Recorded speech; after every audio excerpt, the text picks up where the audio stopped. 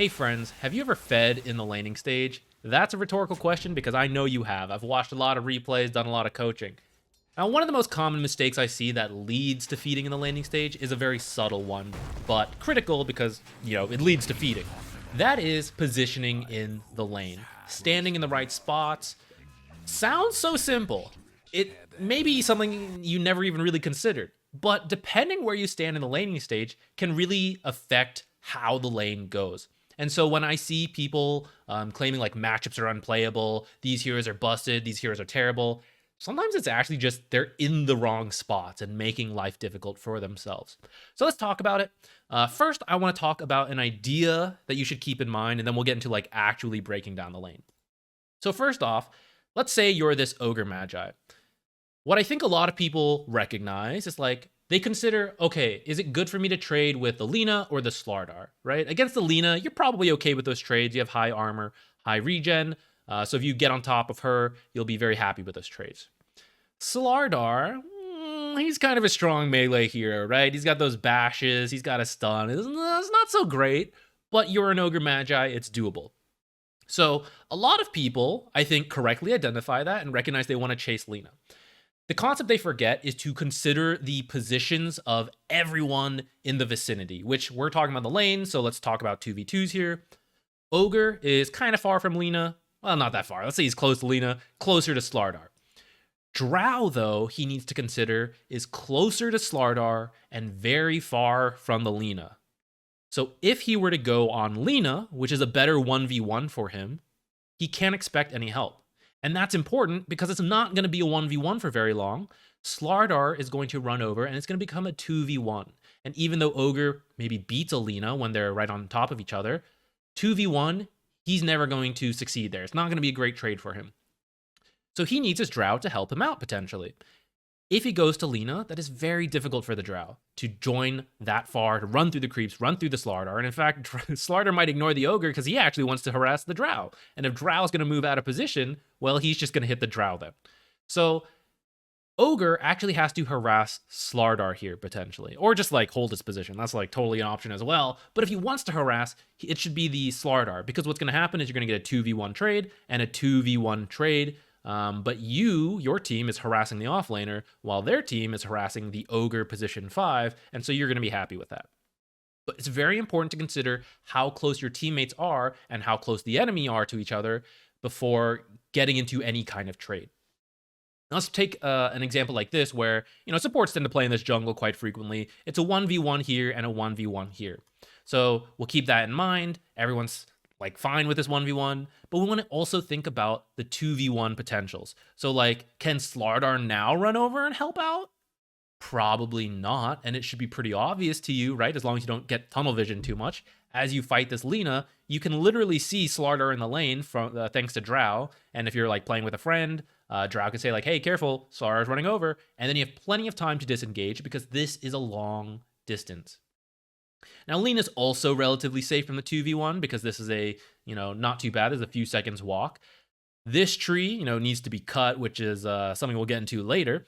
But as long as this tree is cut, Drow is actually closer than Slardar. So Lina needs to be more careful than this ogre, but should still be okay because as she sees Drow moving this way, she has plenty of time to back out. What you need to be careful of, though, is that some heroes close the gap much faster. Heroes like Weaver, who has Shikuchi to move at maximum move speed and zip through here right on top. Instant 2v1, not instant. 1 second later, it's a 2v1. Slardar still running over. So that by the time he gets here to help out, Lina's almost dead. Let's say she hasn't died yet. She gets away. It's 2v2 now, technically, but she has to keep running or she'll die. So it's actually now a 2v1 again. Ogre and Weaver versus the Slardar, and that's going to go well for them. So Lina needs to be very aware of this and be careful. Be aware of how close Weaver is, whether this tree is cut, for example, or maybe it's not a Weaver, maybe it's anti-mage. Be careful of that blink joining over those trees. If it's a Spectre, be careful of that dagger. But if it's a hero like Sven, like Drow, people who aren't that fast, who have no gap closer, it's going to take them a little bit of time to get over there and help the ogre out. And so she can be maybe a little more aggressive in the 1v1 if she chooses. This idea is very important to keep in mind. Now let's talk about actual spots in the lane This is a little hard because as the creeps move, these zones will shift, but like the same concepts apply. So let's cover this example I have, and I'm sure you guys can transfer it over to other situations. I believe in you. So first, under the tower, right? Let's do this from safe lane perspective. Under the tower, super safe. If you didn't know, the tower provides bonus armor and HP regen. So even if you are being harassed under the tower, it's just doing less damage and you're healing from it faster. So this is a great place to be. And if they walk under the tower is going to hit them if they drew aggro. And then the tower hits harder than anyone else in the game at the start. So that trade's going to go great for you. So because of that, most people leave you alone if you're in this area. Downsides, the tower will also destroy creeps. And so if you accidentally draw creep aggro, they will go into the tower and you will shove this lane out very hard, which is not very good for the safe lane to do. So you need to be very careful about responding to harass if you're playing in this zone. It's possible, if you don't know, there's like an old video on it, how to harass without drawing creep aggro. That is slower though, because you have to like stand back, aggro, run in, harass, step back, repeat. So overall, your harass potential is lower here. This is like one of the downsides of it. And there's a very avoidable but very present risk that you absolutely destroy your lane by accidentally drawing creep aggro under your own tower. You gotta be very careful of that. And I will also mention this area, also be careful of this. If the enemy has a long range support like Lina standing over here, you can't see Lina because these trees block your vision. She, however, can see you because the creeps are in the lane and her offlaner is probably in the lane, and so she can take free pot shots at you. Now, as she launches the attack, it'll actually reveal her, so if you have long enough range, you might be able to counterattack. But other times, you might be busy doing something, you might react too slowly, and she's just hitting you for free. You're under the tower, so you have the bonus armor and all that, so it's not as bad as being harassed outside of the tower, but it's still free damage that she's getting. So anytime the enemy has like range supports and you are not ranged, or you're like melee, or you just don't want to trade with them because you lost health earlier and they're healthy, you're trying to like save all the health you can, be careful of standing up here, stand down here, where it's out of range from anyone over these trees. They're going to have to run over here, and then you can see them coming. You have plenty of time to react. They might accidentally draw creep aggro, so be aware of that. Now let's talk about this area next. Also pretty safe. It's outside the tower, but it's pretty close to the tower. So if you're standing here and you see them coming for you, it's like, a quick step backwards into safety. Now the other thing is that you're always going to have time to do that, because the offlaner, they're probably somewhere around here, around their own creeps. And the 4 support, let's say they're up here. If the 4 support wants to get to you, what do they have to do? They have to run through the trees. Most of them, not all of them. Be extra careful against some like Marcy's, right? Just flip over here. Most supports are going to take some time to cross over here. Even a hero like Marcy and Earth Spirit, who will like roll over all that, you get some time to react, where you see them starting the initial movements, and so you will begin the retreat.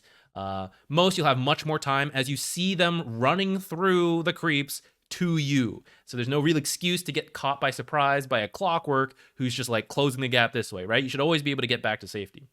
Now these trees, it is possible, we're kind of jumping ahead, but it is possible to move through these trees, so you want to be a little careful standing like close to this entrance, because this is the last entrance. Now, usually that's kind of obvious, because like if Clockwork's not showing for a while, you maybe start be careful that he like crossed over and is trying to sneak up on you. That's fine. Just like stand closer to the tower, where you'll see him pop out. You'll have plenty of time to step back, right? And in the meantime, this takes so long to do that you're just constantly 2v1 harassing this offlaner, and he's getting annoyed at his support. He's just like running around in the trees doing nothing, right? So these 2 zones, or 3 maybe, this is very safe, but reduced potential to do anything else besides casual harass, which probably won't lead to kills. You're just like poking here and there, and denying your own creeps, which is the important thing to do if you're standing in this area.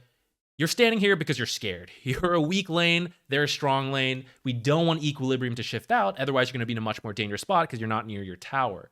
So, yes, pulls are a way to deal with that, but if you watch the pulling series, it's not so easy, right? Sometimes you push, sometimes you pull, it gets all messy. If you just kill your own creeps, that is one of the most secure ways to control equilibrium. So just stand here, do the harass you can, and as soon as a creep falls below 50, just smack the shit out of it. Just beat it to death, and then your lane will stay here.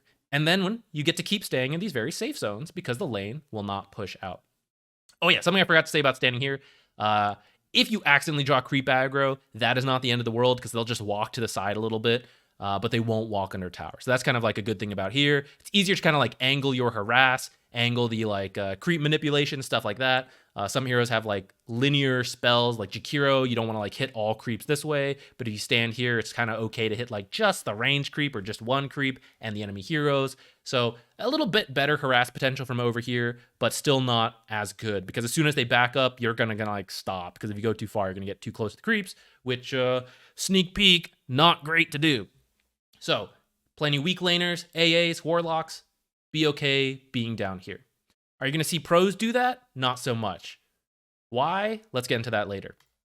So next, this zone. This is like intermediate risk, intermediate reward. This is where most of the time you would like to play for a lot of reasons, typically around this fog of war. What this fog of war from these trees does, it allows you to get a lot closer to harass. So to do the creep trick, you have to be like back here, right? Which means by the time you walk up, you only get to launch one attack, maybe two. If you're right here, you're in fog of war, so you can attack from there. The creeps won't aggro to you, and so you get to like immediately attack like 3 times if you want before you have to like fall back before drawing aggro. So a lot more casual harass potential. If you actually want to get a kill, you're suddenly popping out of the trees, right? So maybe they stepped in for a last hit. They thought, oh, I'll go for this. Suddenly, okay, wrap around, get them. If you're down here, do you think you can sneak up on anyone? You can, because as soon as you try to move forward, they see you because the lane is open. So this fog of war allows much better harass potential and much better kill potential by wrapping around. You can also not do any of that and just go do a pull, right? You're very close to the pull camps. This, believe it or not, is far from the pull camps. This is a difference of like 5 seconds. And that's a big deal. If you want to do a pull from over here, 5 seconds to walk over here. 5 extra seconds to walk over. If you're standing here, I take those 5 seconds, I attack 5 times. If you have like 50 damage, I do 250 damage, and then I go do a pull. So I have a lot more time when I'm standing here because there's less travel distance towards the pulls. This seems like a small distance to a lot of people, but it's different. It matters. And that's why positioning can be tough because it's subtle. It doesn't seem like, oh, this is like pretty close, right? Nah, 5 seconds. 5 seconds is a big difference. So the other good thing is that if you want to do a pull, you're in this fog of war, right? You've been playing here. Sometimes you harass, sometimes you go for kills, sometimes you pull. The enemy doesn't know what you're doing. As soon as you go out of sight, I don't know, are they roaming mid? Are they TPing somewhere? I'm not sure what they're doing. I kind of have to be prepared for all of those possibilities. Over here, you're harassing. That's all you're doing. Oh, I want to go pull. So you start walking to the left. And the enemy's going to see you suddenly walk backwards. And they're thinking, what is the support doing back here? Are they going to go hug the tower for a little bit? That doesn't make any sense. What do they do when supports walk in this direction? Oh, they go pull. And if you're a 4 support standing here, I said there's like 5 seconds difference, right? They have 5 seconds to process the fact that you stopped harassing and hitting your own creeps, which is all you've done because it's all you can do, and you started walking to the left for no reason. Except the only reason you would walk left is to do a pull or to stack or maybe to meet a courier. And so they're just going to walk over here and they're going to stop your pull. They're going to stop your stack and maybe they're going to kill your courier and you're going to be sad. So when you stand in here, you have a much easier time sneaking in these other things because the enemy doesn't know. They're used to seeing you pop in and out of vision. So when you don't do it for a few seconds, they're like, he's just standing there to hit me again. What an asshole. And then after a few seconds, you don't show up and they go, oh, I wasn't keeping track of time. He's probably pulling. But those few seconds are the difference because by the time they get there, the pull has already happened. Over here, they have so much time to intercept you and stop that pull because it's so very obvious. Because you don't break line of sight to like way over here or way over here. And at that point, you've beeline towards the small camp. So a lot more potential up here. The danger, the exact same thing. The reason it's good for you is the reason it's good for the enemy. 4 supports and offlaners tend to be stronger than safe laners and hard supports. So like a Clockwork would love to suddenly pop out of the tree and be right on top of you and pop battery assault, trap you in cogs, and you're dead. You're dead. Even though you were full health, suddenly you're dead because he popped out of this tree. So it's very scary for you. So maybe you want to avoid this area. And then guess what? Clockwork is going to go do a pull on a hard camp because he's close to it. Now, if it's Alina, and you're a Crystal Maiden, well, I don't want to go into like every like possible matchup, right? But there's a lot of different things around these trees due to Fog of War about who's going to show, who's not going to show. Are they doing pulls? Are they not doing pulls? Are they harassing? Are they trying to get kills? A lot of that comes from here. And the reason it's so dangerous for position 5s, by the way, besides like the Fog of Wars, is that even if you know they're there and you're out here and you're trying to retreat, you have 3 or 4 options, right? Option 1 is through this choke point here. Very easy for the enemy to cut you off here. Maybe not easy, but it's possible. And suddenly you're trapped and it's really bad. You have to like eat a bunch of tangos or use a bunch of tangos to eat a bunch of trees to break a path out. Very inefficient. The creeps might also draw aggro to you and block you in here, and that sucks. You might run around, not a choke point, but you're literally moving further from the tower towards the offlaner, towards these creeps who also might aggro to you, or if not them, your creeps might aggro to the enemy, which will also body block you in this last point back home. So also not a great retreat path.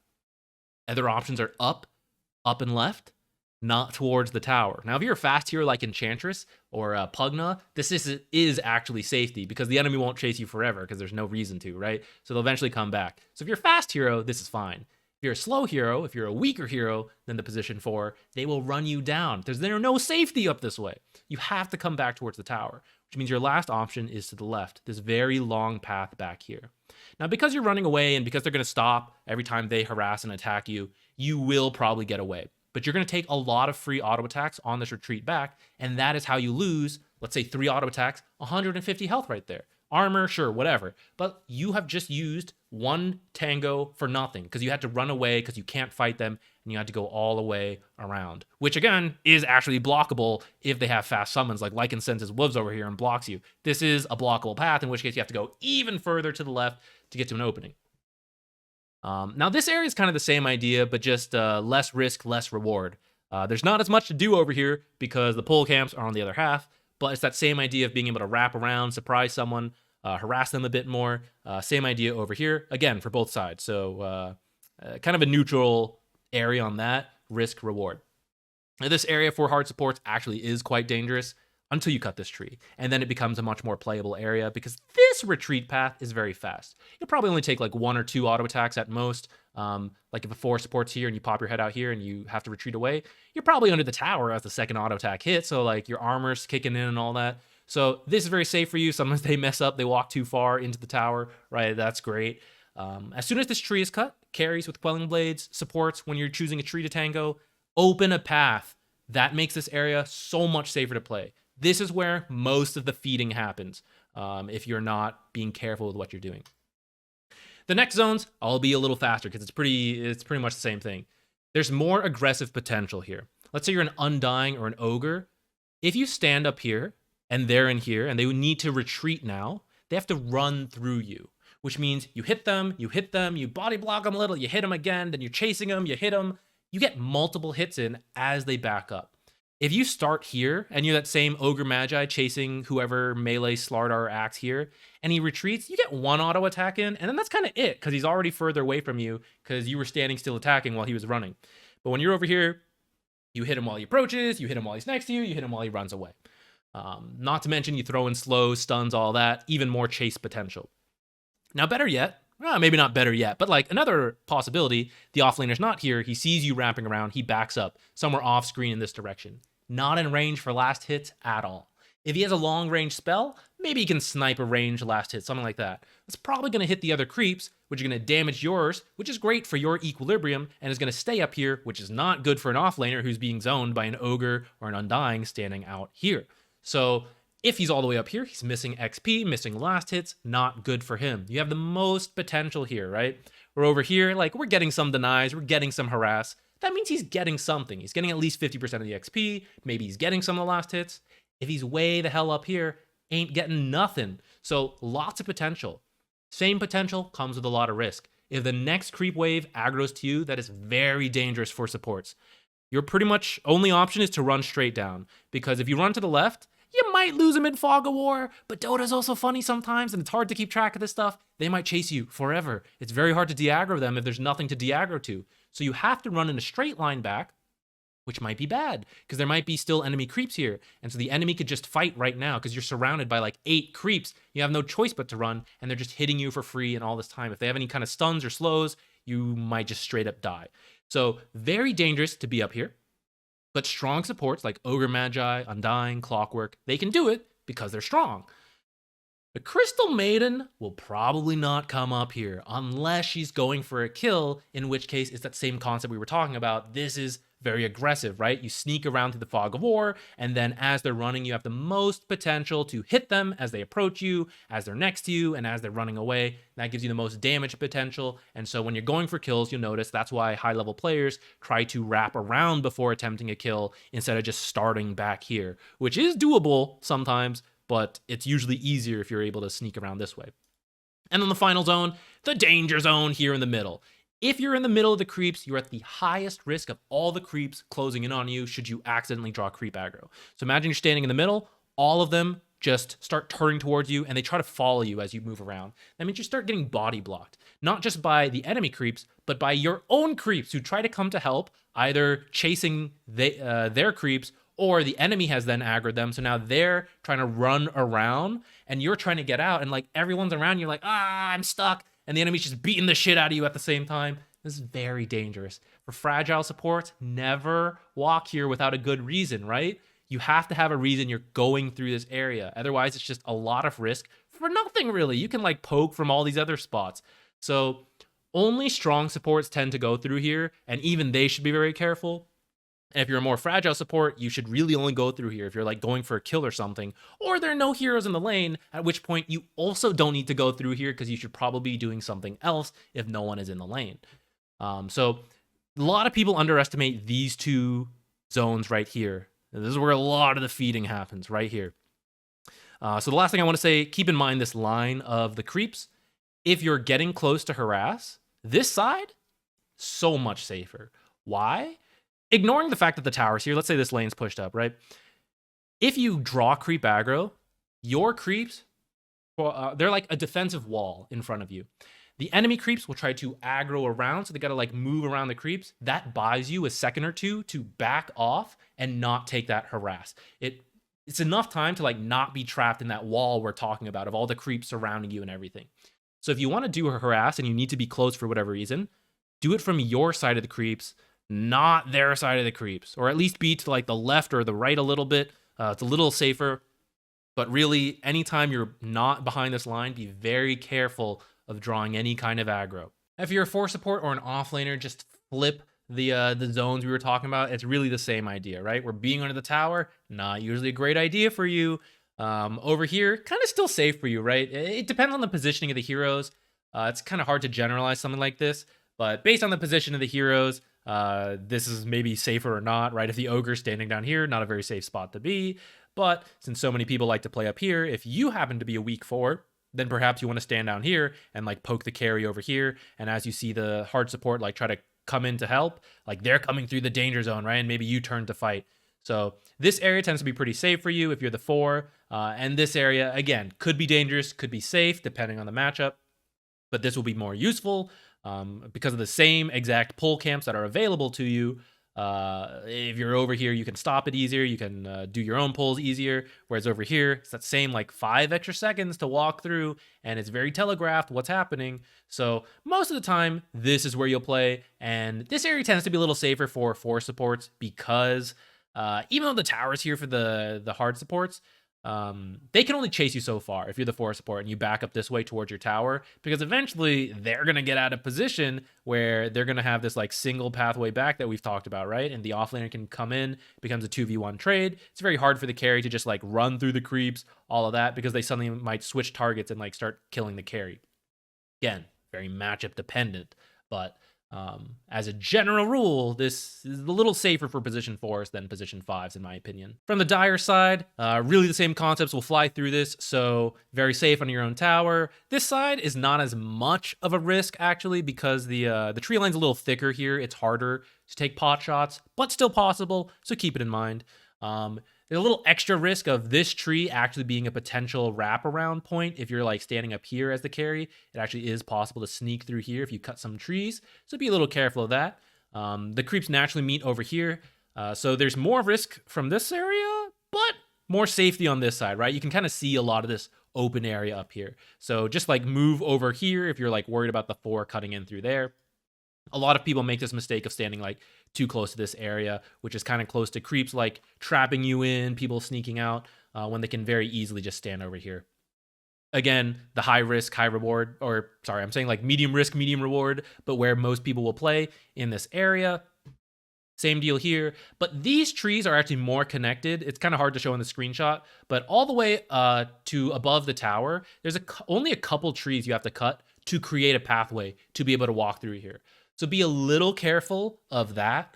However, because it's such a long walk, if someone's going to try to do it, they're spending a lot of time out of the lane. And so it's not usually that worth it to do from this side, just because like the only thing you're trying to do here is sneak up on a kill, right? So sometimes it's worth it, but most of the other times it's like, so you spent like 10 seconds walking through here and then they just stood over here and you did nothing? Oh, okay, right?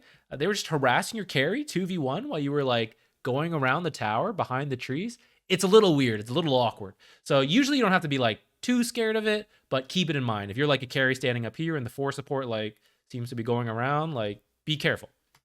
And again, if you can zone someone out from like down here below this screenshot, great. And then again, be very careful of creeps. Keep in mind that line. You can kind of see, just imagine, and you probably experienced it, and actually it's in the video I started at the start, right? Where like you have to run this way. Very easy to get body blocked by creeps, or in this case, like a fissure, any kind of like anything that could block you, whether it's body blocks or like a spell. Like these are choke points, so be very careful. And again, this zone becomes a lot safer once these trees are cut. Any of these trees really will work.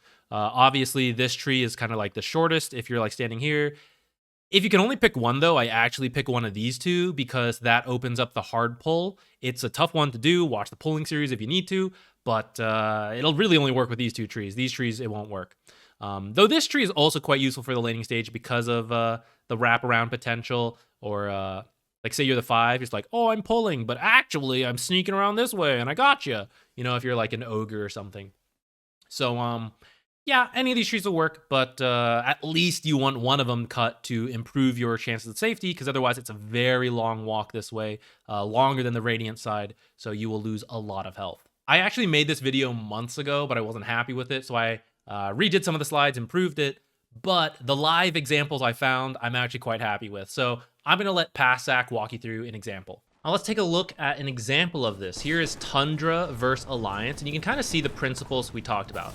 Notice where Snake King is standing. He doesn't want to fight this Ogre Magi, and so he's going to position down here, where it's relatively safe from the Wraith King. He's not in the creeps. He's able to take these free pot shots, go for denies, and he can see where the Ogre is, and he's going to force the Ogre that if he wants to harass, he has to run through here near the creeps, and he's going to have time to react and try to like escape through the trees.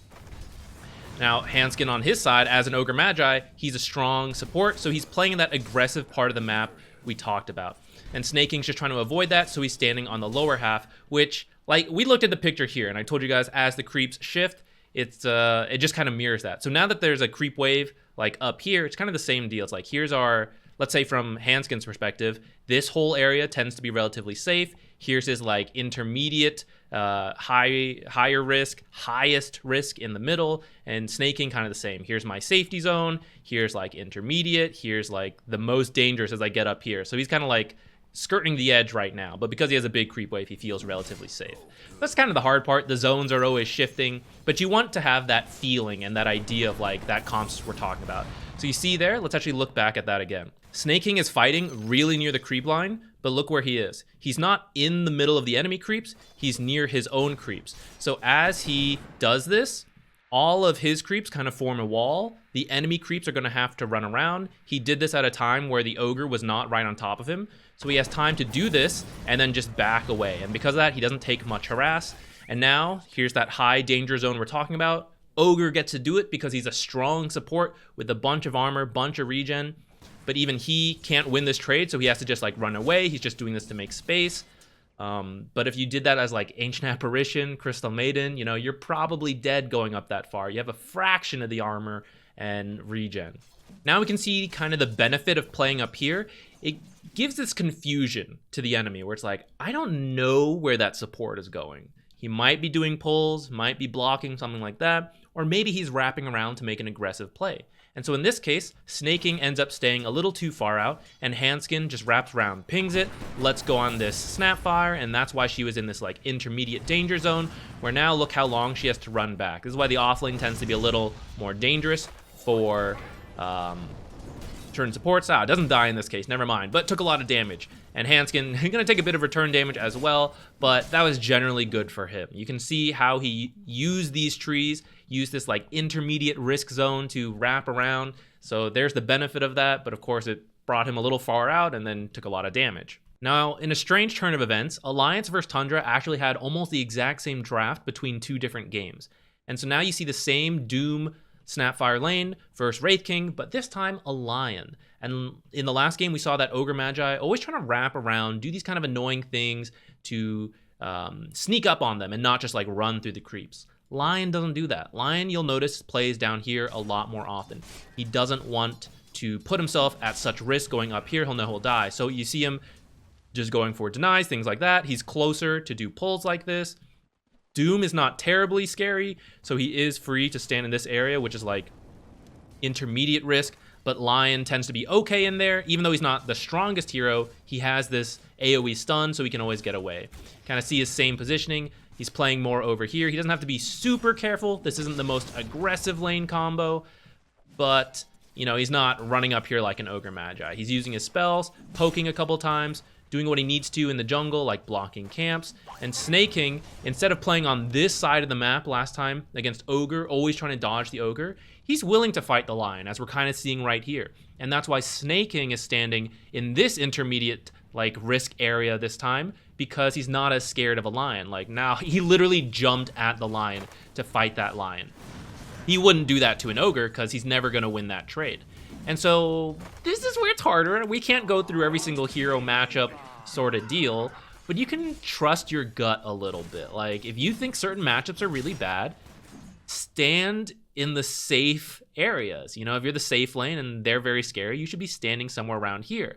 If it's a relatively even matchup, kind of like this example here, you're gonna, you know, try to just dodge them. You're willing to move up a little bit, but still have to respect the enemy. The patches change, the heroes change, I moved buildings, but the principle has been the same since the last time I recorded that clip, and I hope that made sense. Now, I do want to call out one last thing before we end here. You will notice that in those clips, and if you watch any like high-level Dota, you'll actually rarely see heroes sit down here, at least this current meta. Even like the AAs and Crystal Maidens, I was giving an example to. Actually, Crystal Maiden's aggressive. Let's go with AA and Warlock. The reason they don't stand down here is because they'll get punished too hard. The off lane, the 4 support, they know how to do creep aggro tricks that you won't see in your pubs too much. They know how to like properly use the pulls and the stacks. They're not going to miss any of those. They're going to be very on top of this, and standing down here is just not going to cut it for high level Dota. So they tend to have to play up here, and it's not as bad for them because they know their limits better than you do, and their carries will usually do a bit more to help them out, or the offlaners for the 4 supports. I'm sure you've played pub games where like it could be an easy double kill, but they continue to just stand here getting last hits, right? Carries at the highest levels should recognize how important it is for supports to be like moving in and out, but especially like in this area. And so they will respond accordingly. They will make the most use of any space created to get the last hits and the denies to pull ahead that way. They will, you know, assist as needed to get kills or just to save their teammates. Pub games, you're just going to watch them miss last hits. So whether it's your carry or the offlaner, like you're not going to get punished as hard from standing back here. So if you have a feeding problem, if you don't know your limits, if you're very scared of a certain matchup, try being in these like safer spots for a bit. and learn how much you can do just hitting your own creeps and harassing as possible. Many times people feel too pressured to be up here and they end up feeding too much. So if that happens to you, give a shot to some of these other zones, or at least recognize the risk here now that you know some of what we talked through, and you don't have to like stand in these high danger zones all the time. Just like come in when it's reasonable. When you see the 4 support, back off. When you see them out of position, then you come into these danger zones.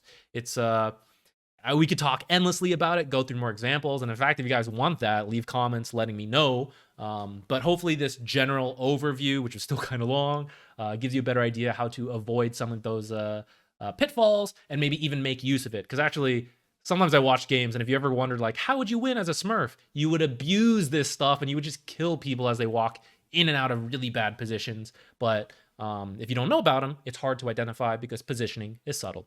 So that's it. Thanks for watching. I will see you in the next video.